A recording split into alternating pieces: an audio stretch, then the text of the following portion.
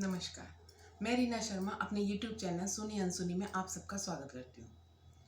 दोस्तों, महाभारत में एक कैरेक्टर है शकुनी मामा, जिसके बारे में कहा जाता है कि वो शायद महाभारत का सबसे नेगेटिव कैरेक्टर है, जिसने अपनी बहन का पूरा घर बर्बाद कर दिया और उसके 100 पुत्रों की जो हत्या हुई, उसमें सबसे बड़ा हाथ शकुनी का ही था महाभारत होने के पीछे। लेकिन इसके पीछे की भी एक कथा है कि शकुनी ने ये सब क्यों किया, वो इतना बुरा क्यों बना अपने बहन के परिवार के लिए ही।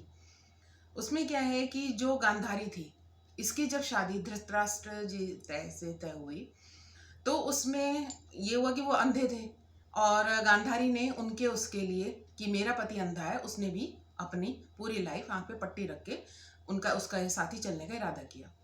लेकिन उसके लिए उससे पहले उसमें क्या था कि उसकी कुंडली में पता चला कि बहुत ज़्यादा दोष हैं।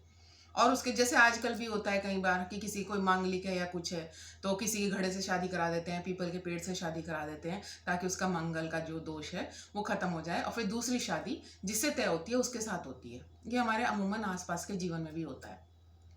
ऐसे ही उस वक्त गांधारी के साथ हुआ कि जो उसकी कुंडली में दोष था उसको मिटाने के लिए उसकी शादी पहले एक बकरे से की गई थी और फिर बाद में उस बकरे को मार दिया गया था। तो जब शादी हो गई गांधारी की, ये बात धृतराष्ट्र को पता चल गई कि इसकी कुंडली में दोष था और इसके साथ ऐसा किया गया है। तो उन्होंने गुस्से में आके जो उनका पिता था गांधारी के सुबाल, उसको उन्होंने और उसके 100 पुत्रों को उसमें कैद में डाल दिया। अब जब कैद में डाल दिया तो उसको तो मतलब उन पर अत्याचार किए गए। उनको सिर्फ वो खाने के लिए धृतराष्ट्र सिर्फ एक मुट्ठी चावल देता था, जिसे तड़प तड़प के सुबाला के जो गांधारी के पिता थे उनके 100 पुत्र तड़प तड़प के भूख की वजह से मर गए। लेकिन एक जो सबसे छोटा पुत्र था वो शकुनी जिंदा रहा। कैसे? क्योंकि जो धृतराष्ट्र एक मुट्ठी चावल उनको खाने के लिए देता था डेली, वो मुट्ठी चावल शकुनी को खिला देते थे गांधारी के पिताजी, जिससे कि शकुनी जिंदा रहा और सारे बच्चे उनके मर गए। और जब सुबाला की मृत्यु निकट आई तो उनकी अंतिम इच्छा के रूप में उन्होंने शकुनी की रिहाई मांगी धृतराष्ट्र से, जिसे उसने कबूल कर लिया। और जब सुबाला मरा तो उसने क्या करा, अपनी जो रीढ़ की हड्डी थी उसके पासे बना के अपने पास रखने के लिए कहा शकुनी को। ये वही पासे थे जिससे उसने सारा राजपाट छीन लिया था, द्रौपदी वगैरह को दांव पे लगाया गया था इनसे, युधिष्ठिर से। तो इसीलिए वो जो पासे फेंकता था वो उसकी बात मानते थे और जो वो चाहता था वही पासों में आता था, क्योंकि वो उसके बाप की हड्डियां थी जो उसके काबू में थे, जिसकी वजह से ये विनाश हुआ।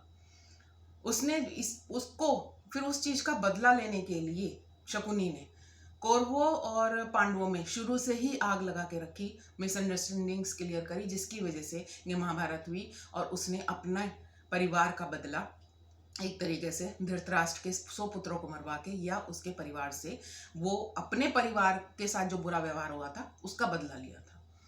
तो वो कहते हैं हर बुरी चीज के पीछे भी कोई वजह होती है। अगर शकुनी इतना बुरा था, ये एक प्रचलित बात है, हो सकता है सच्ची है नहीं है, लेकिन ये एक पुराणों में वर्णित बात है कि शकुनी इसलिए बुरा था या वो बदला लेने के लिए ही धृतराष्ट्र के यहाँ रहता था, उसको तबाह करने के लिए, क्योंकि उसने उसके भाई और बाप का बिल्कुल नाश किया था।